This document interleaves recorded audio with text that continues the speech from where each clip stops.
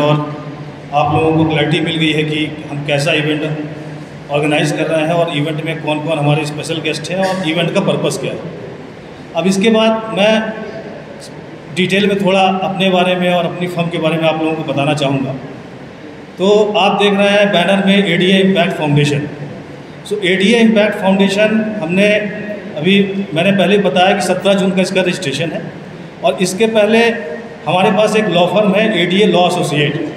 सो ADA law associate में हम लोग कॉर्पोरेट्स के लिए लीगल ऑडिट और सारी लीगल सर्विसेज प्रोवाइड करते हैं और हमारा ऑफिस पुणे में है, एडीए लॉ एसोसिएट का गुड़गांव में है और अभी हमने रीवा में भी स्टार्ट किया। सो एडीए लॉ एसोसिएट एक पेरेंट फर्म हो गया और एडीए लॉ एसोसिएट के बाद हमने ये एनजीओ लॉन्च किया है एडीए इम्पैक्ट फाउंडेशन।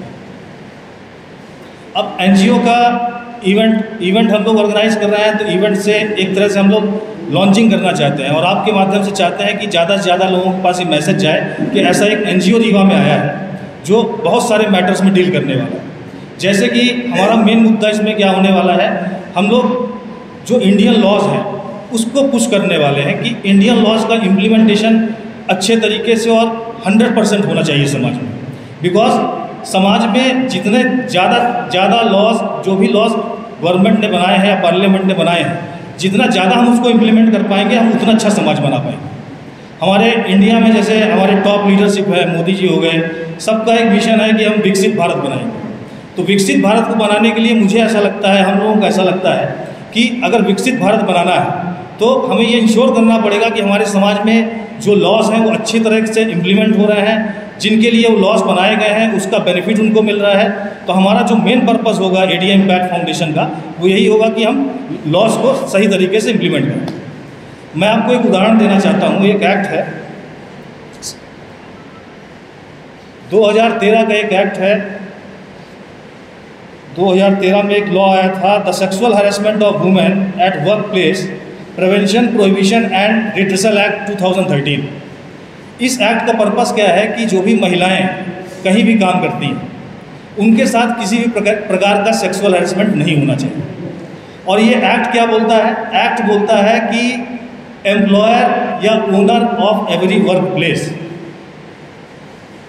मतलब जिसका भी वर्क प्लेस है और जहाँ पे 10 या 10 से ज़्यादा लोग काम कर रहे हैं वहाँ पे आपको आईसीसी बनाना पड़ेगा। आईसीसी मतलब internal complaint committee. Internal complaint committee का पर्पस ये है कि इन केस किसी के साथ ऐसा कोई इंसिडेंट होता है तो इंटरनली उसी ऑर्गेनाइजेशन में वो कंप्लेन कर सके और जो कमेटी है उस पूरे मैटर का इन्वेस्टिगेशन कर सके और उसके हिसाब से इन्वेस्टिगेशन में जो भी फैक्ट्स सामने आते हैं उसके हिसाब से जो भी लीगल लॉ में जो भी प्रोविजंस है उसको इम्प्लीमेंट करके और जो विक्टिम है उसको न्याय मिल सके। अब मैं भी रीवा का ही हूँ बेसिकली रहने वाला, लेकिन जब मैं मतलब देखता हूँ तो मुझे तो ऐसा लगता है कि 10 से ज़्यादा लोगों की मतलब 10 से ज़्यादा लोग जहाँ काम करते हैं ऐसी वर्क प्लेस की संख्या बहुत ज़्यादा है रीवा में। लेकिन मुझे डाउट है कि आईसीसी कितनी हो सकती है रीवा। तो क्वेश्चन यही है कि जो एक्ट 2013 में पास हुआ, आज हम 2025 में 12 साल बाद अगर हम देख रहे हैं कि 12 साल पहले जो लॉ पास हुआ है उसका इम्प्लीमेंटेशन अगर हमको ग्राउंड में नहीं दिख रहा है तो कहीं ना कहीं बहुत बड़ा गैप हमारे सिस्टम में। और समाज के मतलब जागरूक नागरिक होने के कारण ये हम लोगों का भी कर्तव्य है कि गवर्नमेंट के साथ हम लोग सहयोग करें और या फिर अगर गवर्नमेंट कहीं पे नहीं एक्शन ले पा रही है तो उनको हम लोग हाईलाइट करें कि बॉस आपको यहाँ ध्यान देना चाहिए। तो ये हमारा मेन पर्पस होगा और जो भी चीज़ें हमारे सामने आएंगी, जो भी इंसिडेंट आएंगे उसको हम लीगल तरीके से उसके लिए हम लोग लड़ाई लड़ेंगे। हाँ जी, हमारे पास वकीलों की टीम है। जैसे अब मैंने बताया पुणे में है, गुड़गांव में है, जबलपुर में है और अब रीवा में भी ये समदड़िया कोर्ट में हमने ऑफिस देख लिया है और इसी महीने में हम लोग उसको ऑफिस की भी लॉन्चिंग करते हैं।